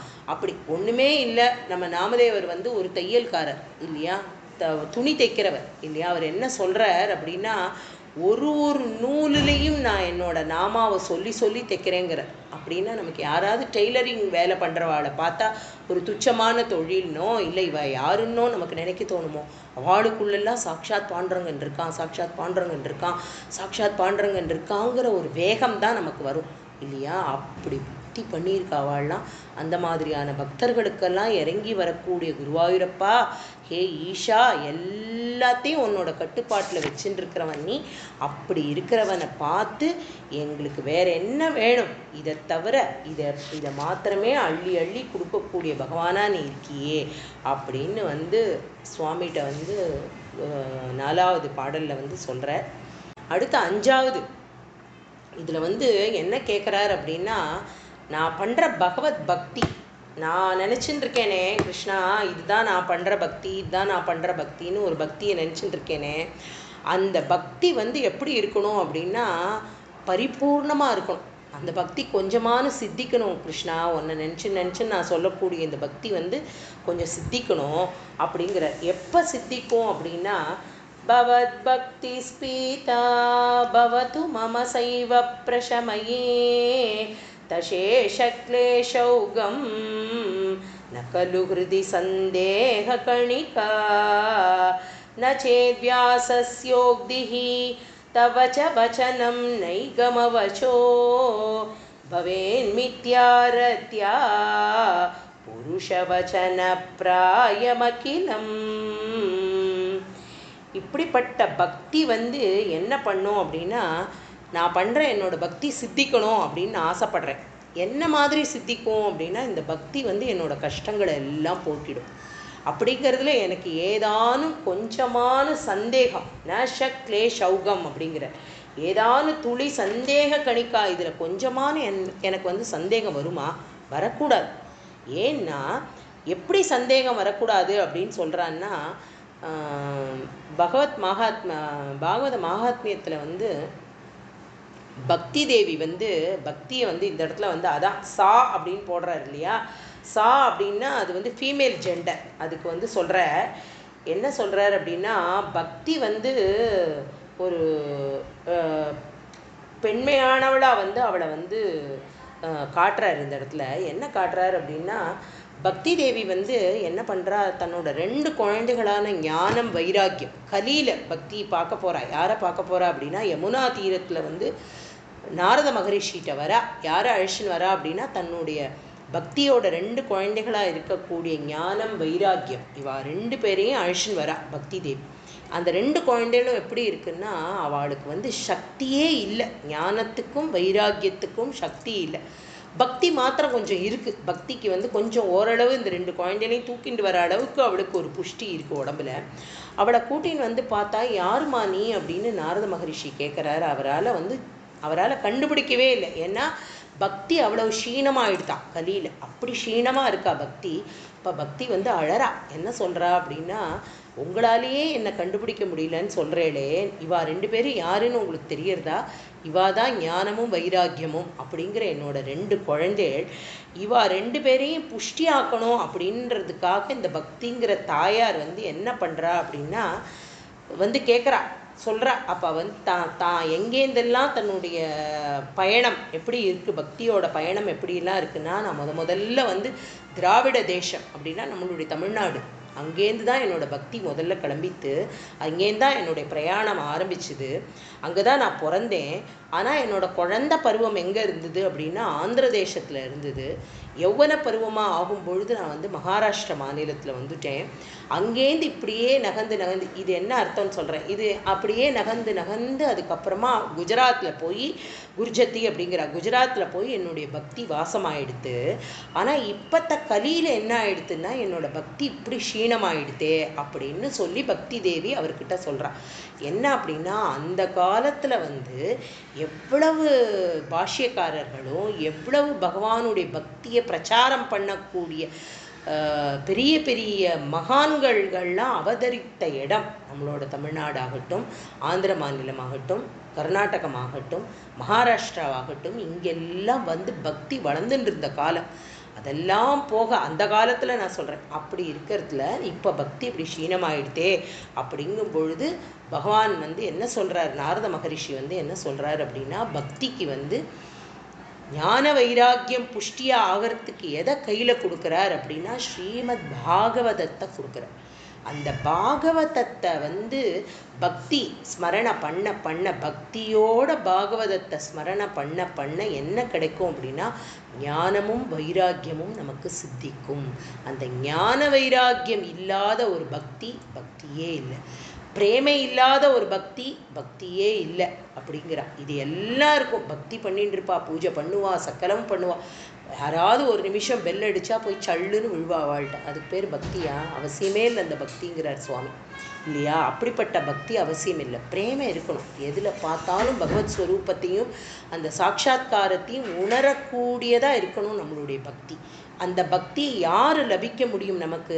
அந்த பக்தியை யார் நமக்கு சித்தி பண்ண முடியும்னா, சாட்சாத் பகவான் தான் பண்ண முடியும். குருமுகேன அந்த பக்தியை நமக்கு கொடுக்கக்கூடியது சாட்சாத் பகவத் ஸ்வரூபமாக இருக்கக்கூடிய குருநாதர் தான் அதையும் பண்ண முடியும். அப்போ அவர் வந்து என்ன சொல்கிறார், இப்படிப்பட்ட பக்தி வந்து இதில் வந்து நான் வந்து ஏதானும் துளி சந்தேகப்பட முடியுமா? என்னோட பக்தியை வந்து நான் உன்கிட்ட வைக்கிறேன், இதை வந்து நீ சித்தி பண்ணிடுவேன், அது எனக்கு தெரியும். சித்தி பண்ணி என்னோட கஷ்டங்களை எல்லாம் நீ காப்பாற்றிடுவ, கஷ்டங்கள்லேருந்து என்னோட எந்த பவரோகத்திலேருந்தும் என்னை மீட்டுடுவ கிருஷ்ணா.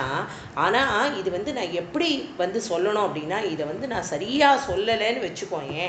என்ன ஆகும் அப்படின்னா, இது யார் சொன்ன வாக்கியங்கள்? இதெல்லாம் வியாசர் சொல்லியிருக்க. அப்புறம் வந்து என்ன பண்ணியிருக்கார் அப்படின்னா, பகவான் சாக்ஷாத் பகவத்கீதையை வந்து அர்ஜுனனுக்கு உபதேசம் பண்ணுறார். எதுக்காக உபதேசம் பண்ணுறார்? அவனுக்கு அந்த ஞானமும் வைராக்கியமும் வரணுங்கிறதுக்காக பகவத்கீதையை அர்ஜுனனுக்கு உபதேசம் பண்ணுறார். ஒரு உத்தவனுக்கு ஞான வைராக்கியம் எல்லாம் இருந்தது, ஆனால் பக்தி எப்படி சித்திக்கணும்னா ஒரு பிரேம பக்தி வேணும் அப்படின்னு அவனை கோபிகைகள்கிட்டெல்லாம் அனுப்புகிறார். கோபிகைகள்லாம் அவனுக்கு உபதேசம் பண்ணுறா. அப்படியே அப்போ தான் அவனுக்கு அந்த பக்தியோட ஆனந்தம் புரியுறது. ஒரு ரோமாஞ்சம் தெரியறது, கிடைக்கிறது. அவனுக்கு ஒரு ஆகர்ஷம் தெரியறது. பகவானை இத்தனை நாள் கிருஷ்ணனோட பக்கத்திலேயே இருக்கான், ஆனால் கிருஷ்ணன் மேலே இருக்கக்கூடிய அபரிதமான பிரேமை புரியலை யாருக்கு? உத்தவ சுவாமிக்கு. அந்த உத்தவ சுவாமிக்கு அந்த பிரேமையை புரிய வச்சது யாரு அப்படின்னா சாக்ஷாத் கோபிகைகள்.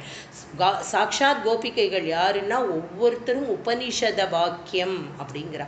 கோபிகைகள்னா சாதாரணமானவா இல்லை, உபனிஷத வாக்கியமே ஸ்வரூபம் எடுத்துண்டு பகவானை பிரார்த்தனை பண்ணி பகவானோடையே வாழ்ந்து பகவானோடையே ஐக்கியமாகி பகவானோடையே ராசம் பண்ணி பகவானோடையே ஒன்றரை கலந்த ஜீவர்கள் இல்லையா? அவாதான் அதுதான் அந்த ஜீவாத்மா பரமாத்மா தத்துவம் சொல்கிறோம் இல்லையா? அப்படிப்பட்ட ஜீவாத்மாக்களாக இந்த லோகத்தில் அவதாரம் பண்ணினவா யார் அப்படின்னா உபனிஷத வாக்கியங்களாக இருக்கக்கூடிய இவா தான் கோபிகைகளை அவதாரம் பண்ணியிருக்கா. அப்படிப்பட்ட கோபிகைகள் பகவத் பக்தி எப்படி, அந்த பிரேம பக்தி என்னங்கிறத உத்தவனுக்கு உத்தவ கீதையாக பகவான் உபதேசம் பண்ணுறார். கபில கீதையாக தன்னுடைய தாயாருக்கு கபிலராக பிறந்து கபில கீதை பின்னாடி பார்க்க போகிறோம். கபில கீதையை உபதேசம் பண்ணுறார். அப்படிப்பட்டவாளா உபதேசம் பண்ணினவா சொன்ன வாக்கு உண்மையாகாதா? அப்படி உண்மையாக ஆகணும் அப்படின்னா சாக்ஷாத் குருவாயூரப்பா என்னுடைய சகல கஷ்டங்களையும் நீ போக்கிடணும். அப்படி நீ போக்காமல் போயிட்டேன்னு வச்சுக்கோ. ஏன் எல்லாரும் என்ன தெரியுமா சொல்லுவா உன்னை பற்றி? யாரோ வழியில் போகிறவன் ஏதோ புலம்பிட்டு போயிருக்கான், ஒரு நாராயணியை எழுதியிருக்கான், இந்த நாராயணியை சொன்னால் லோகத்தில் சகலமும் நடக்கும்னு சொல்லியிருக்கான். என்னப்பா நடந்தது? ஒன்றுமே நடக்கலையே. இப்படின்னு வழிப்போக்கன் சொன்ன வார்த்தை ஆட்டம் போயிடுமே. வியாசர் சொன்னது வழிப்போக்க வார்த்தை இல்லை. ஒரு அர்ஜுனனுக்கு ஒரு உபதேசம் ஆனது ஒரு வழிப்போக்கன் பண்ணின வேலை இல்லை. ஒரு உத்தவனுக்கு கீதையை உபதேசம் பண்ணினது வழிப்போக்கன் பண்ணின வேலை இல்லை. இதெல்லாம் சாக்ஷாத் பகவத் ஸ்வரூபமாக நீ பண்ணியிருக்கிற காரியம். அந்த காரியத்தை யாரும் துச்சமாக நினச்சிடக்கூடாது குருவாயூரப்பா. அதனால என்னோட வாத ரோகத்தை நீ போக்கணும் அப்படின்னு சொல்லி தன்னுடைய பக்தி சித்தி ஆகிறதுக்கு உன்னுடைய கிருபா கட்டாட்சம் ரொம்ப ரொம்ப ரொம்ப ரொம்ப அவசியம் அப்படிங்கிறத ரொம்ப அழகாக இந்த ஸ்லோகத்தில் சொல்கிறார். சாக்ஷாத் பட்டத்திரி என்ன பண்ணுறார் அப்படின்னா அடுத்த 6வது ஸ்லோகத்தில் ரொம்ப அழகாக சொல்கிறார். என்ன சொல்கிறார் அப்படின்னா பகவத் பக்தி ஸ்தாவத் பிரமுக மதுரா த்வத்குணரசாத் किमप्यारूढा चेत् अखिलपरिताप प्रशमनी पुनः शान्ते स्वान्ते विमलपरिबोधोदयमिलन् मन्महानन्दाद्वैतं दिशति किमतः प्रार्थ्यमपरम्. கிருஷ்ணா, எனக்கு என்ன பிரார்த்தனை பண்ணிக்கணும் உங்ககிட்ட அப்படின்னா, இந்த மனசு என்ன பண்ணுறது அப்படின்னா ஆரம்ப காலத்தில் தாவத் பக்தி அப்படிங்கிற முதல்ல நான் பக்தி பண்ணும்பொழுது ரொம்ப மதுரமாக இருக்கான், அந்த ரசமாக இருக்கான். அந்த பக்தி ரொம்ப ஆசையாக இருக்குது. நாமா சொல்ல ஆரம்பிக்கிறச்ச குருநாதர் சொல்கிறார் இல்லையா, டெய்லி 1 மணி நேரம் நாமா சொல்லு, 1/2 மணி நேரம் நாமா சொல்லு அப்படின்னா ரொம்ப அப்படியே என்ன சொல்கிறது, நமக்கு பெருமையாக இருக்குது. நான் நாமா சொல்ல போகிறேன், 1 மணி நேரம் நாமா பண்ண போகிறேன் அப்படின்னு நமக்கு அந்த பெருமையில் அந்த சந்தோஷம் இல்லையா, நான் அப்படின்னு வச்சுட்டு பண்ண ஆரம்பிக்கிறோம் பார்த்தேளா. அந்த நாமா என்ன ஆகிடுறது அப்படின்னா நம்மளோட நாக்கை பெரட்டி பெரட்டி பெரட்டி ஏதோ ஒரு மதுரத்தை உள்ளே தள்ளுறதான் அந்த நாமா. அந்த மதுரம் உள்ள தள்ள தள்ள சந்தோஷம், இனிமை, ஸ்வீட்னஸ் எப்படி வேணால் வச்சுக்கலாம். அந்த பகவான் நாமாவை சொல்ல சொல்ல அது என்ன ஆயிடுறது அப்படின்னா முதல்ல கொஞ்ச நாள் சாதாரணமாக சொல்ல சொல்ல நமக்கு நிறைய காமியார்த்தமாக நிறைய இஷ்டங்கள் இருக்கும். இவ்வளவு நாமா நான் சொல்கிறேன், இவ்வளவெல்லாம் எனக்கு நடக்கிறது, இவ்வளவு நடக்கும் அப்படிங்கிற ஒரு நம்பிக்கை வந்துடும். நம்பிக்கை வர வர சகல கஷ்டங்களும் கொஞ்சம் கொஞ்சமாக என்னக்கிட்டேந்து போயிட்டே இருக்குது. இந்த நாமா அப்படி ஒரு ருச்சியாக இருக்கே பகவானே. ஆனால் என்ன ஆகிடுறது அப்படின்னா கிமப்யாரூடா சேத் அப்படிங்கிறார். என்னென்னா இன்னும் இது விருத்தி ஆகணுங்கிற ஒரு ஆர்வம் வந்துடுறது மனசுக்குள்ள. அதாவது இந்த நாமா அப்படிங்கிற ஒரு கெமிஸ்ட்ரி என்ன அழகாக எல்லாத்தையும் மாற்றுறது அப்படிங்கிறதுக்கு இதுதான், இந்த ஸ்லோகம்தான் ரொம்ப முக்கியம். கிமப்யாரூடா சேத், இன்னும் இது என்ன ஆகிடுறது அப்படின்னா மனசில் விருத்தியாக இருக்குது. இந்த பகவன் நாமா, பகவத் ஸ்வரூபம், பகவத் சாட்சா்காரம், பகவானே நினச்சிக்கிறது, பகவத் குணங்களை கேட்குறது, பகவானை பாடுறது, இதை எல்லாம் பண்ணி பண்ணி பண்ணி என்ன ஆகிடுறதுன்னா என் மனசில் இருக்கிற கிளேஷம், தாபம் இதெல்லாம் அப்படியே பொசுங்கி கொஞ்சம் கொஞ்சமாக போய்டுறது. எனக்கே தெரியல அப்படிங்கிறார் அவர். யார் இதெல்லாம் பட்டத்திரி அனுபவித்து எழுதியிருக்கார். இதையே பண்ண பண்ண என்ன ஆகிடுறது அப்படின்னா இதெல்லாம் என்னை விட்டு போயிடுறது அப்படின்னு எனக்கு தோன்றது. இதெல்லாம் தாபமெல்லாம் மறைஞ்சு விடுறது. புனப்புனக அப்படிங்கிறார். திரும்ப திரும்ப புனஷாந்தே ஸ்வாந்தே புனப்புனக மேலே மேலே இன்னும் மீண்டும் மீண்டும் நான் இந்த பக்தியை கடைசியாக பண்ணிகிட்டே வரப்போகிறேன். பண்ண பண்ண பண்ண பண்ண எனக்கு என்ன ஆக போகிறது அப்படின்னா, என்ன ஆகுது அப்படின்னா, அகண்டமாக இருக்கிற இந்த பிரம்ம ஞானம் எதை நம்ம தேடி அலையிறோமோ அது சாட்சாத் ஸ்வரூபமாக கிருஷ்ண விக்கிரகமாக நம்மளோட குருவாயூரப்பனா அங்கே கோவிலில் இருக்கார் இல்லையா, குருவாயூரில். அதை நம்ம பார்க்க போகிறோம். அது எப்படி இருக்குது அப்படின்னா சத்வஸ்வரூபமாக இருக்குது. வெறும் சித்த ஆனந்தம் தான் அப்படின்னு தான் சொல்கிறா. சிதாத்மானந்த ஸ்வரூபம் சொல்கிறோம் இல்லையா. அது எப்படின்னா பக்தி ரசம் எல்லாருடைய பகவானுடைய குணங்களை சொல்லி சொல்லி சொல்லி ஒவ்வொருத்தர், தியாகராஜ சுவாமிகள் அவர் ஒரு மாதிரி பண்ணியிருக்கார், பத்ராச்சல ராமதாசர் அவர் ஒரு மாதிரி பக்தி பண்ணியிருக்கார், ஞான்தேவ் துக்காராம் நாம்தேவர் இவாள்லாம் ஒரு மாதிரியான பக்தி பண்ணியிருக்கா, ஆழ்வார்கள் வேற மாதிரி பக்தி பண்ணியிருக்கா, சைவ சித்தாந்தங்கள் ஒரு மாதிரி பக்தி பண்ணியிருக்கா. இப்படி எல்லாருடைய பக்தி ரசம் அதை அப்படியே வாங்கி வாங்கி வாங்கி ரொம்ப அழகாக ஒரு மூர்த்தியாக நம்மளோட கிருஷ்ணர் அங்கே நிற்கிற. அப்படிப்பட்ட அந்த குருவாயூரப்பனுக்கு என்ன அப்படின்னா, அப்படிப்பட்ட உன்னோட பிரம்மஜானமாக நீ எனக்கு என்ன தரணும் அப்படின்னா, என் மனசில் இன்னும் இன்னும் இந்த பக்தியை வளர்த்துட்டே போகணும். புனஷாந்தே புனஷாந்தேங்கிற திரும்ப திரும்ப இந்த பக்தி எனக்கு வர வர என்ன ஆகும் அப்படின்னா, இந்த பிரம்மஜான ஸ்வரூபமாக இருக்கக்கூடிய உன்னோட ரூபத்துக்குள்ள நானும் ஒருவனா ஐக்கியமாயிடுவேன் ஆகணும் அப்படின்னு பிரார்த்தனை பண்ணுறேன். நானும் உன்னில் ஒருவனா உள்ள வந்துடணும். உன்னோட சொத்து எது அப்படின்னு கேட்டால் நீ என்ன தான் கை காட்டணுங்கிறார். அப்படின்னா என்ன ஒரு திருட பக்தி இருக்கணும் அந்த இடத்துல இல்லையா. அப்போ அவர் சொல்கிறார், நீ யார் அப்படின்னு நான் யாருன்னு யாராவது என்னை கேட்டால் இந்த பக்தன் என்னோட சொத்துப்பா அப்படின்னு நீ சந்தோஷமாக சொல்லணும் குருவாயூரப்பா. அப்படிப்பட்ட ஒரு ஸ்திதி எனக்கு அந்த அது தான் எனக்கு என்னோட பிரார்த்தனையாக இருக்குது இந்த இடத்துல அப்படின்னு சொல்லி இந்த 5 ஸ்லோகத்தினுடைய சுவாதில் 6வது ஸ்லோகத்தை ரொம்ப அழகாக பண்ணுறார். 7வது ஸ்லோகத்துக்கு வந்துடுறார். 7வது ஸ்லோகம் ரொம்ப லௌகீகம். நம்மளை மாதிரி யதார்த்த ஜனங்களுடைய மனசில் தோணக்கூடியது அவருக்கும் தோன்றது. அவரும் மனுஷ ரூபேன தானே இல்லையா. அவர் என்ன பண்ணுறார் அப்படின்னா, அவருக்கு ரொம்ப வலி ஜாஸ்தியாகிடுது இந்த 7வது ஸ்லோகத்தின் பொழுதுன்னு தோன்றது. அதனால அவர் என்ன சொல்கிற, விதூய கிளேஷான்மே குருச்சரணயுக்மம் திருதரசம் பவக்ஷேத்திர பிராப்தௌ கரமபி ச தே பூஜனவிதௌ பவன்மூர்த்தியாலோகே நயனமததே பாததுளசி பரிக்ராணே கிராணம் ஸ்ரவணமபி தே சாருச்சரிதே. அவர் என்ன சொல்கிறார், பகவான் இப்படிப்பட்ட ஒரு சரீர கஷ்டத்தை எனக்கு கொடுத்துட்டப்பா, இதுலேருந்து எனக்கு மீண்டு வரவே முடியல, இப்படிப்பட்ட எனக்கு இப்படி வலிக்கிறதே, நான் என்ன பண்ணுவேன். ஆனாலும் எனக்கு என்ன தோன்றுறது அப்படின்னா, இந்த சரீரத்தை வியர்த்தம் பண்ணிடாத, இந்த சரீரத்துக்கு ஏதான ஒரு வேலையை கொடு. என்ன மாதிரியான வேலையை கொடுக்கணும் அப்படின்னா, என்னுடைய கால்களுக்கு என்ன பண்ணணும் அப்படின்னா, உன்னுடைய அத்தனை க்ஷேத்திரங்களையும் நான் நடந்து போய் பார்க்கக்கூடிய ஒரு பாக்கியத்தை என்னுடைய கால்களுக்கு கொடு அப்படின்னு கேட்குற.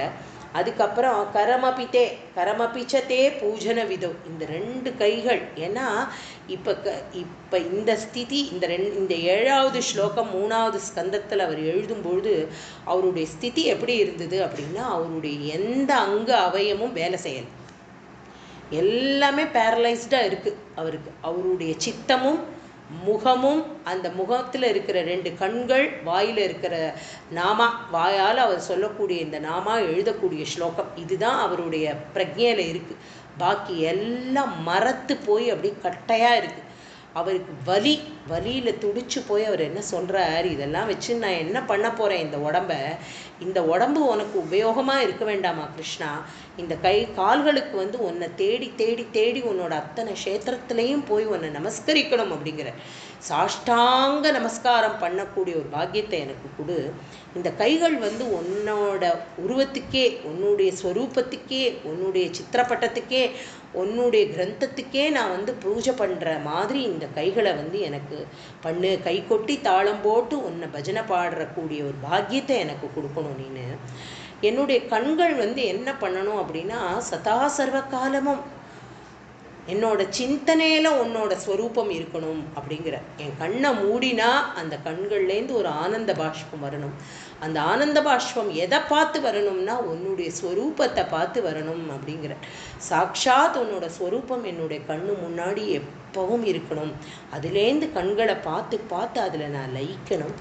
லயிச்சு என்னுடைய நாசியில் இருக்கக்கூடிய அந்த ஒரு நுகர்ற சக்தி எனக்கு எதை கொடுக்கணும் அப்படின்னா, எதை நான் நுகரணும் அப்படின்னா, உன்னுடைய கௌஸ்துப மாலையும் நீ துளசியும் போட்டுருக்கு. ஏன் அந்த துளசி நயனமதத்தே பாத துளசி, உன்னோட கால் வரைக்கும் பாதம் வரைக்கும் உன்னோட பாதத்தில் போட்டிருக்கிற அந்த துளசியினுடைய கந்தம்னா அந்த மனம், அதனுடைய வாசனை, துளசியோட வாசனை வந்து என்னுடைய மூக்குக்கு வேணும். அந்த நான் நுகரணும், அந்த வாசனையைத்தான் நுகரணும். காது உன்னுடைய கதைகள், பகவத் கதைகள், எங்கே பாகவத பாராயணம் நடந்தாலும் அங்கே போய் உட்காரணும். எங்கே பகவன் நாமாவோட கதைகளை சொல்கிறாலோ அந்த இடத்துல என்னோட மனசு லயிக்கணும். என்னுடைய 5 புலன்களையும் இப்போ அழகாக சொல்கிற. என்னோட 5 புலனும் யாருக்கு கிடைக்கணும் அப்படின்னா, சாக்ஷாத் குருவாயூரப்பனை ஸ்மரிக்கக்கூடியதாக என்னுடைய 5 புலனும் இருக்கணும்னு பிரார்த்தனா ஸ்லோகம். இதை வந்து நித்திய பிரார்த்தனையிலே நம்ம எல்லாம் சேர்த்துக்கணும். அப்படிப்பட்ட அருமையான ஸ்லோகம். இதை எல்லாத்தையும் வந்து எனக்கு பண்ணி கொடுக்கணும் குருவாயூரப்பா அப்படின்னு சொல்லி 7வது ஸ்லோகத்தில் அப்படி வேண்டிக்கிறார். 8வது ஸ்லோகத்தில் என்ன சொல்கிறார் அப்படின்னா, அவருடைய வழியில் வந்து வருத்தத்தில் சொல்கிறார். நம்ம சாதாரணமாக சொல்ல மாட்டோமா, என்னப்பா இது இவ்வளோலாம் பகவான் நாமா சொல்கிறோம், இவ்வளோ பூஜை பண்ணுறோம், இப்படி நடக்கிறது. ஒரு பையன் இவன் இந்த சுவாமியை பற்றியே பேச மாட்டேங்கிறான், அவெல்லாம் ரொம்ப நன்னா இருக்கானே உலகத்தில், அவனுக்கெல்லாம் நல்ல காலம் நடக்கிறது, நமக்கெல்லாம் இல்லையா அப்படின்னு வந்து நம்ம நினைப்போம் இல்லையா. அந்த மாதிரியான ஒரு ஸ்திதியில் இப்போ இந்த ஸ்லோகத்தை அவர் வந்து எழுதியிருக்க. மருத்கேஹாதீஷ त्वयि खलु परञ्चापि 8வது ஸ்லோகம். प्रभूतादिव्यादि प्रसभचलिते मामकहृदि त्वदीयत्तद्रूपं परमसुखचिद्रूपमुदीयात् उदञ्छत्रोमाञ्चो गलितबहुहर्षाश्रुनिवहो यथा विस्मर्यासं दुरुपशमपीडा परिभवान्. பகவானே, உன்னோடது வந்து எப்படி இருக்குது அப்படின்னா, அதாவது என்னோட உடம்பு வந்து சக்கல உடம்புல இருக்கிற அத்தனை ரோமாஞ்சமும் உன்னை வந்து உன்னோட காட்சி, உன்னோட மங்கள விக்கிரகமாக இருக்கக்கூடிய உன்னோட சித்ஸ்வரூபமான இந்த பகவத் சாட்சா்காரத்தை பார்த்து என்னோட உடம்புல வந்து அந்த ரோமாஞ்சம் வரணும். அதாவது மயிர்கூச்சி எரியணும், எனக்கு ஆனந்த பாஷ்பம் வரணும். இதெல்லாம் விஸ்மரியாசம். இதெல்லாத்தையும் நான் பண்ண என்ன ஆகுனா, யதா விஸ்மரியாசம் துருபசம பீடா பரிபவான். என்னுடைய பீடைகள், என்னுடைய கஷ்டங்கள் எல்லாம் இந்த ஆனந்த ரசமாக இருக்கக்கூடிய உன்னோட ஒளிமயமான இந்த உருவத்தை பார்த்து என்னுடைய மனசு அதில் லயிக்க எனக்கு எல்லாமே வந்து என்கிட்ட உன்னோடது வந்து எப்படி இருக்கும் அப்படின்னா, அப்படியே என்னுடைய கஷ்டங்களை எல்லாத்தையும் தெரிச்சு போகிற அளவுக்கு வந்து ஓட விட்டுடும் உன்னுடைய ஸ்வரூபமானது. அதில் வந்து என்னோட அந்த ஒரு வடிவத்தில் எனக்கு எப்பவும் நீ வந்து எனக்கு காட்சி தரணும் குருவாயூரப்பா. அதை பார்த்த மாத்திரத்தில் எனக்கு ரோமாஞ்சம் வரணும். உன்னோட தர்ஷனம் எனக்கு எப்பவும் கிடைச்சுட்டே இருக்கணும் அப்படிங்கிறத வந்து ரொம்ப அழகாக வந்து சொல்கிறார் இந்த 8வது ஸ்லோகத்தில். அந்த தியானம், பகவான் நாம சங்கீர்த்தனம், பகவானை பற்றின தியானம் மாத்திரமே என்னோட மனசில் எப்பவும் இருந்துகிட்டே இருக்கணும். எப்படி என்னுடைய உடம்பில் இருக்கக்கூடிய பஞ்ச இந்திரியங்களும் உனக்கே வேலை பண்ணணும், உன்னையே நினைக்கணும் நான் நினைக்கிறேனோ, அது வந்து என்னுடைய மனசுக்கும் அந்த சித்தியை நீ கொடுக்கணும் அப்படின்னு தன்னோட 8வது ஸ்லோகத்தில் வேண்டிக்கிறார். 9வது ஸ்லோகத்தில் வந்து என்ன சொல்கிறார் அப்படின்னா, இந்த ஸ்லோகத்தில் தான் அவரும் ஒரு சாதாரண ஒரு லௌகிக்கனாக ஆயிடுறார். என்னென்னா அவருக்கு அப்படி ஒரு கஷ்டம் வந்து விடுறதுனால அவரால் சகிக்க முடியல. 8 ஸ்லோகம் எழுதுகிற வரைக்கும் அவருக்கு இருக்கிற தெம்பு 9வது ஸ்லோகத்தில் அவருக்கு போய்டுறதுன்னு நினைக்கிறேன். ஸோ அந்த மாதிரி மனசு பூரா கஷ்டத்தில் இருக்கார் அவர். சாதாரண லௌகிக்கத்துக்கு வந்துடுறார். என்ன சொல்கிறார் அப்படின்னா, மருத்கேகாதீஷத்வயி கலு பரஞ்சோபி சுகினः பவத் ஸ்நேஹி லோகம் சுபகு பரிதப்யேச்ச கிமிதம் அகீர்த்தேஸ்தே மா பூத் भरदगदपारं प्रशमयन् भवद्भक्तोतं सं झटिति कुरु मां कंसदमन.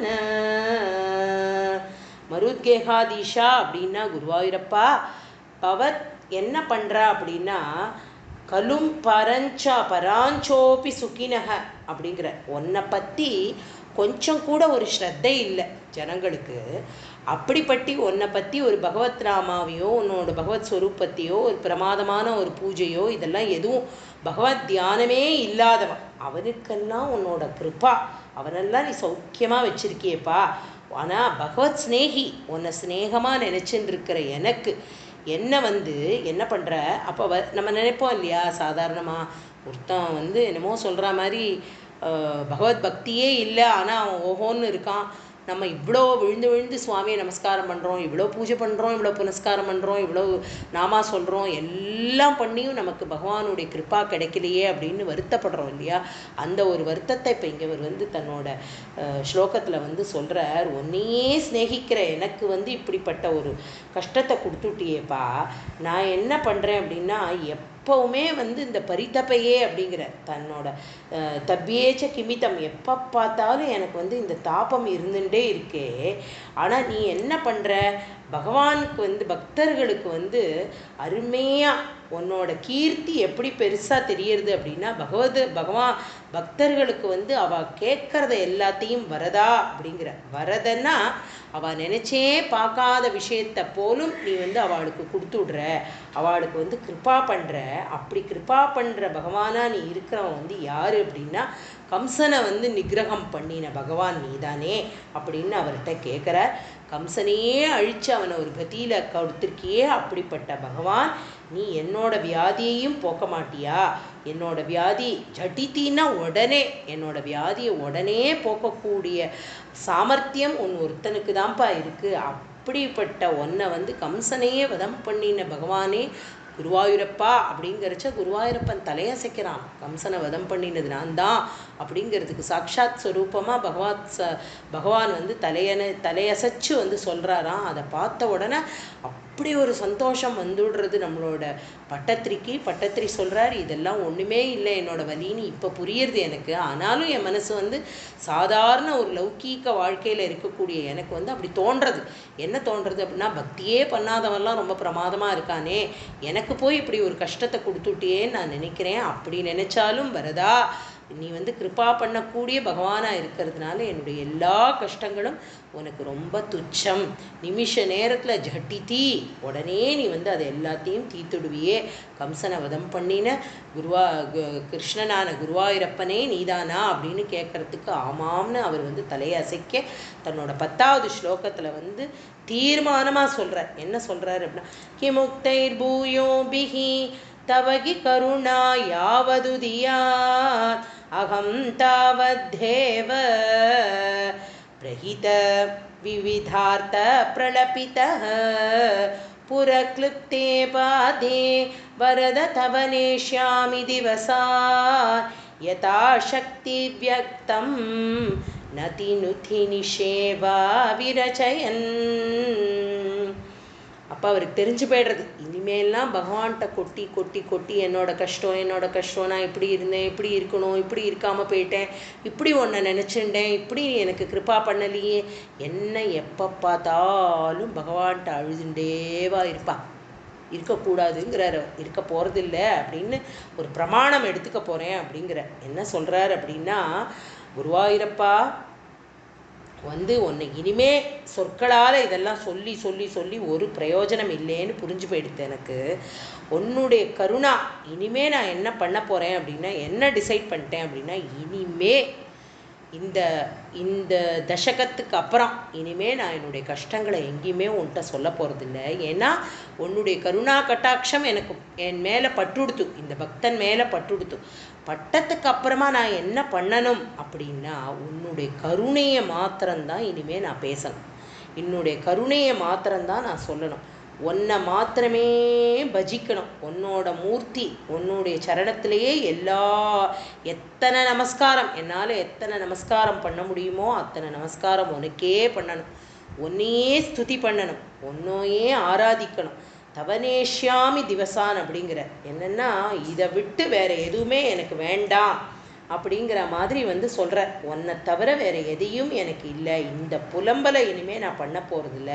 இனிமேல் என்னுடைய வாழ்நாட்கள் பூரா இந்த 3 தசகத்துக்கு அப்புறமா அவர் 3வது தசகத்தில் கடைசி ஸ்லோகத்தில் இவ்வளோ அழகாக சொல்கிறார். என்ன அப்படின்னா, இதுதான்ப்பா என்னோட முடிவு. இனிமே பகவானை பகவானுடைய நாம சங்கீர்த்தனத்தையும் பகவானை பூஜை பண்ணுறதையும் பகவானோட நிழல்லையே, உன்னோட நிழலை தவிர நான் வேறு எதையும் நினைக்கக்கூடாது. உனக்கிட்டேயே உன்னோட விக்கிரகாதி ரூபம்னா ஸ்வரூபம், பகவானுடைய அர்ச்சாவதார மூர்த்தியாக இருக்கக்கூடிய சுவாமி, அவரை அந்த சுவாமியைத்தான் என் மனசில் நான் வச்சுக்க போகிறேன். இனிமே என் வாக்குலேருந்து உன்கிட்ட என்னுடைய கஷ்டங்களை நான் சொல்ல போகிறது இல்லை அப்படிங்கிறத தீர்மானமாக சொல்லிடுறேன். சொன்னார்னா என்ன அர்த்தம் இதுக்கு அப்படின்னா, சாட்சாத்காரம் பகவான் பிரத்யட்சமாக 9வது ஸ்லோகத்தில் அவருக்கு கருணா கட்டாட்சி சொல்கிற. கம்சனை வதம் பண்ணினது நீயான்னு கேட்டதுக்கு ஆமாம் அப்படின்னு ஒரு அங்கீகாரம் பண்ணின உடனே இவருக்கு புரிஞ்சுடுறது, இனிமே நம்ம பகவான்கிட்ட நம்மளோட கஷ்டத்தை சொல்லி சொல்லி சொல்லி அவசியமே இல்லை. ஏன்னா பகவானுக்கு தெரியும் அதை எப்போ நிவர்த்தி பண்ணணும் அப்படின்னு. எத்தனை நாளைக்கு நம்ம வாயால் பகவான் நாமாவை சொல்லிகிட்டே இருக்கணுமோ அத்தனை நான் சொல்லணும். பகவத் கைங்கரியம் பண்ணணும், பகவத் பூஜை பண்ணணும், பகவான் நாமாவை சொல்லணும், பகவத் கதைகளை கேட்கணும்.